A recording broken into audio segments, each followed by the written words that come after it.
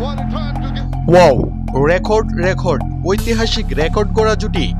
Century হাঁকিয়ে সমালোচকদের লিটনের কড়া জবাব। দর্শক, টানা ৬ ম্যাচে হেরেছে ঢাকা ক্যাপিটালস।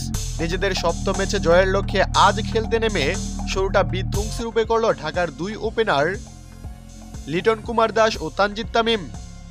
রাজশাহীর বিপক্ষে মাত্র ১৩ ওভারেই কোনো উইকেট না হারিয়ে দলটি তুলে ফেরে ১৫০ ঊর্ধ্ব রান, যেখানে দুজনেই 50 হাঁকানোর পর হাঁকিয়েছেন সেঞ্চুরিও।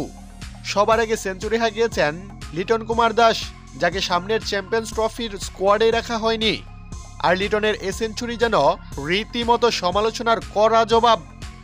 মাত্র ৪৪ বলে শফিকুলের ওভারে ৪ মেরে 100-এর ঘরে পৌঁছায় লিটন কুমার দাস, যেখানে প্রায় ২৫০ স্ট্রাইক রেটে ব্যাট করে ৬০টি ছক্কা ও ৮টি ছাড়ের মার মেরেছেন তিনি। অপরদিকে সেঞ্চুরি হাঁকিয়েছেন তার আরেক সতীর্থ তানজিদ তামিমও। শেষ পর্যন্ত তামিম ও লিটনের গড়া রেকর্ড গড়া জুটিতে ভর করেই রাজশাহীর বিপক্ষে রানের পাহাড় গড়ে ঢাকা ক্যাপিটালস।